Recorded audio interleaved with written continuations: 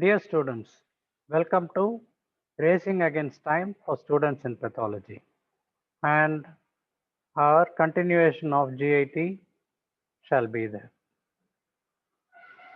The topic for the day is ulcers of the intestine and the significance is given within the enclosure. And these are the subheadings we shall be dealing with. Always think of the subheadings will take you to the answer. In this picture, I am finding multiple irregular, confluent, shallow ulcers, which is classical of a condition called as Clostridium difficile. Generally, we are asked what are the causes and the types of intestinal ulcers. They can be divided under the following subheadings. One is infective. One cause we have already mentioned, the Clostridium difficile. The others are tuberculosis, typhoid, and amoebic ulcers. These three have got specific pathological, morphological, and microscopic features, and hence they will be repeatedly asked as questions. Also, the other causes for intestinal ulcers come under inflammatory, and these are ulcerative colitis and Crohn's disease. This will be dealt with in detail in a separate topic, but we shall be focusing on the ulcers alone. Malignancy means carcinoma of the colon. So these are the causes of the ulcers.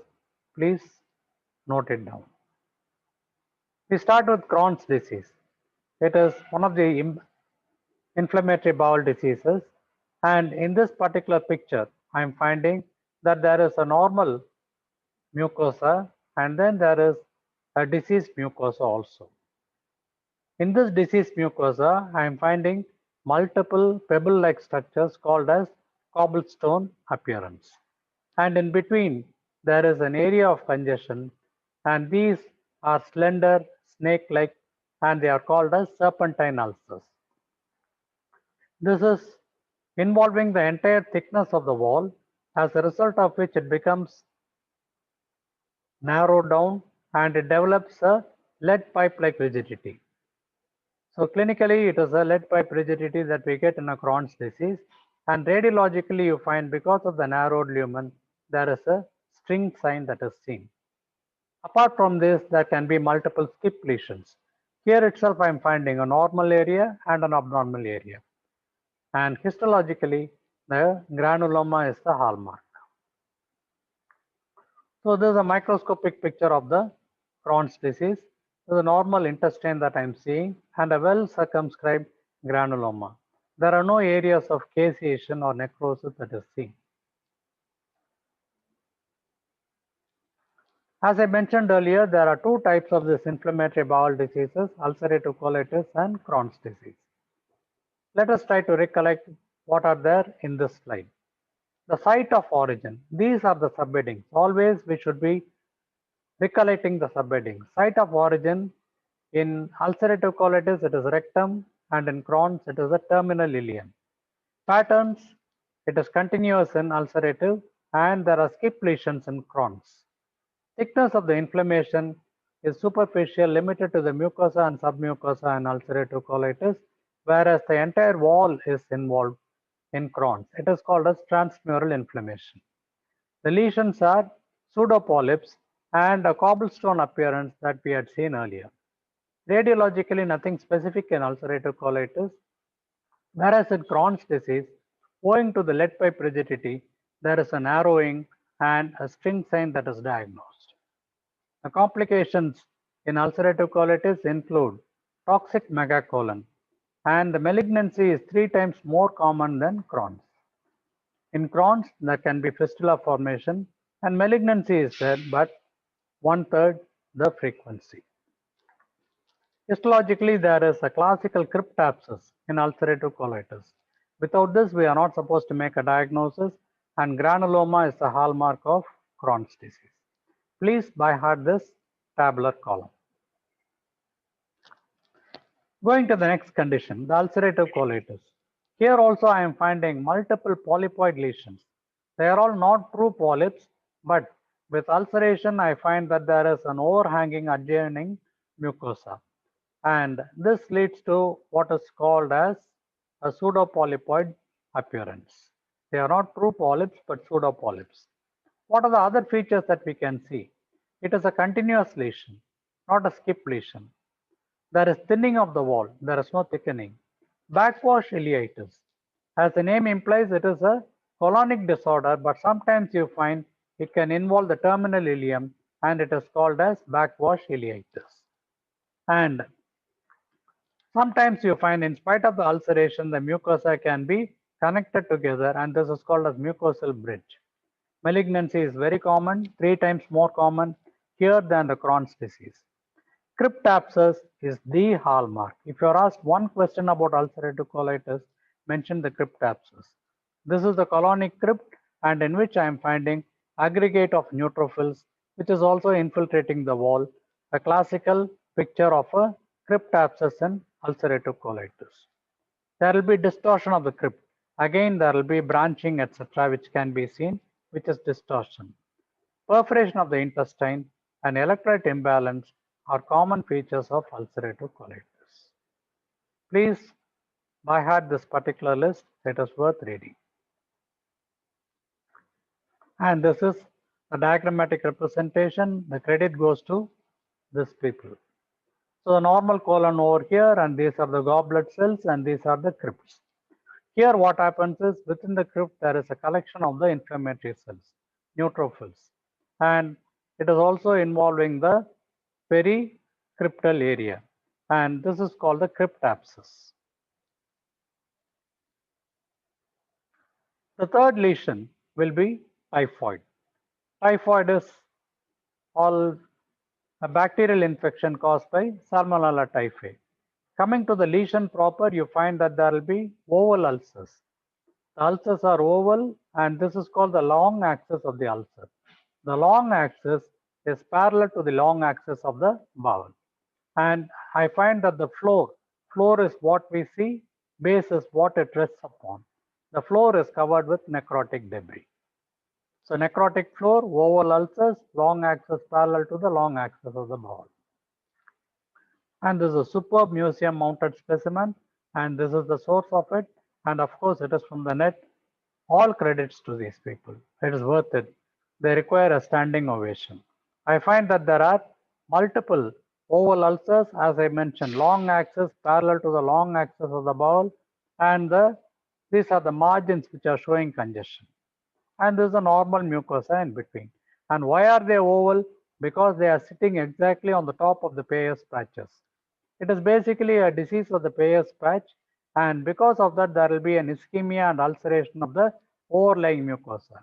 That is why I get longitudinal ulcers with the long axis parallel to the long axis of the bowel, just overlying the Peyer's patch in the intestine. Again, a beautiful picture retrieved from the net. I find normal mucosa, multiple ulcers, and the black color denotes necrotic debris, and the long axis is parallel to the long axis of the bowel, and these are all supposed to be areas overlying the lymphoid follicles or the Peyer's patches. This is yet another lesion in which I am finding, see the normal mucosal folds. That means it is normal. Whereas here there is no mucosal fold. Hence it is an ulcer. What is an ulcer? An ulcer is a discontinuity in the lining epithelium caused by the gradual death of cells. And in this case, I am finding that there is an ulcer. But one difference is, if this is going to be the long axis, it is perpendicular to the long axis of the bowel. Whereas in typhoid, it is parallel. We'll see the differences yet again. And the why it is somewhat circumferentially placed, because it spreads along the lymphatics, which are positioned that way. It spreads along the lymphatics, therefore there is necrosis throughout, and you find that the ulcer develops a horizontal configuration. Also, tuberculosis is a very chronic lesion. Because of that, there will be fibrosis, and hence, not only is there an ulcer, I am also finding an area of stricture in this one. So this is a classical, beautiful picture of a tuberculous ulcer intestine. See what happens. There is unpasteurized milk. This is gone long back, but still, or the sputum that can be ingested when it is coughed out. These are the sources for the bacilli to the G.I.T. And it results in histologically a granuloma, which will develop necrosis, and the overlying mucosa, it shows ulceration. And here I am finding a well demarcated granuloma, and these are the epithelioid cells. This is the area of necrosis and lymphocytes. Surrounding the linear structures are the fibroblasts. Necrosis, it involves all the layers, and sometimes you find that the peritoneum and the regional lymph nodes can be involved. So this flow diagram, let us remember for intestinal tuberculosis. So differentiate between the two. It is a revision yet again. These are horizontal ulcers with the long axis perpendicular to the long axis of the intestine. They are shallow, and being chronic, there will be some kind of fibrosis and constriction. In this, I am finding the ulcer is having the long axis parallel to the long axis of the bowel. These again are shallow, but then there is a lot of necrotic debris. There is no fibrosis, and hence perforation is more common in typhoid. The differences already I have enumerated, and people kindly by heart it. Only thing that is missed out is you find in histology there is an erythrophagocytosis in typhoid, and also the lymph nodes are rubbery in consistency. All the other things are mentioned. In tuberculosis, there are two variants. One is called a hyperplastic tuberculosis, another is ulceroproliferative. Histology is mentioned. Please by heart. What are all the gastrointestinal lesions in tuberculosis? Intestinal, in which there can be ulcerative. We had seen that. There is one variant called hyperplastic. I'll show you the picture. And third one is a combination of both, which is called as ulcerohyperplastic. This is a well differentiated granuloma, demarcated granuloma showing giant cells. And all the pink pale cells are the epithelioid cells. These are the lymphocytes. The peritoneal mesenteric lymph nodes also can be involved. Sometimes the patient can present with anorectosigmoidal fistula. Rarely it involves the esophagus and stomach. Do not jump and say esophagus and stomach are the common sites. Intestine is always a common site for tuberculosis, secondary to the lung. This is what I had mentioned. In one, I am finding an ulcer, and look at the direction of the ulcer. It is perpendicular to the long axis of the bowel, and also there is a constriction. In this one, whereas there is a proliferation, it is looking like an ulceroproliferative lesion. Sometimes the surgeon can mistake it for a malignancy and they will do a resection. It turns out to be a hyperplastic tuberculosis. One more, the amoebic ulcer. The amoebic ulcers, usually they are pinpoint ulcers, they have got narrow orifices and they are quite superficial. The edges here are raised. These are the edges of the ulcer and they are undermined and flask shaped. What do I mean by this undermined and flask shaped? So look at this ulcer. This is a normal mucosa. There is an ulcer. It goes towards the periphery. It spreads. So it has got a flask-like shape, flask-shaped ulcer. And the organism that I find is a trophozoite. The trophozoite, you find it as an ovoid organ. It has got a nucleus, and this is a cytoplasm. And these are the cystic forms and the nucleus of the cyst, which is seen. And these all dark black areas are the RBCs. By phagocytosis, they have engulfed, and we see this. This is a beautiful picture. We must remember it, if possible, even draw. I find that there is an ulceration and then there is a spread. Why does it spread? Because the trophozoites, when they enter, there is a lot of necrosis which is caused. They need food, as a result of which they are in search of the more viable tissue and they spread towards the periphery. That is why we get a flask-shaped ulcer. And why is there lysis? because the organism is labeled so. Entamoeba histolyticum. Histolysis means it causes lysis of the tissue. And this is a typical flask-shaped ulcer. These are the various stages of it. The trophozoite we should be able to remember, and this is the nucleus with the karyosomes, and this is the cytoplasm, then the RBCs and the phagocytic vacuoles. And these are the pre-cystic and the cystic stages. This is there in your parasitology text. Kindly go back and see. This is a picture of the ulcer which I would like you people to draw. This is an end-on view. When we view it right from the top, this is the orifice and this is the boundary of the ulcer. Whereas when it is cut across, I find a narrow opening and then a flask-like configuration.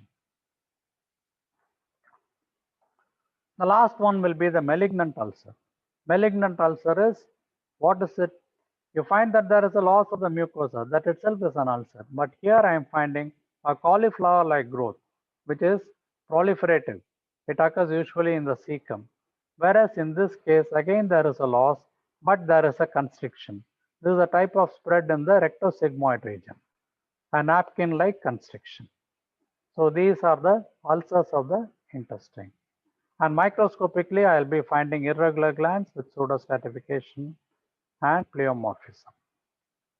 Or it can be in a sea of mucin, islands of cells in a sea of mucin, a mucin secreting adenocarcinoma.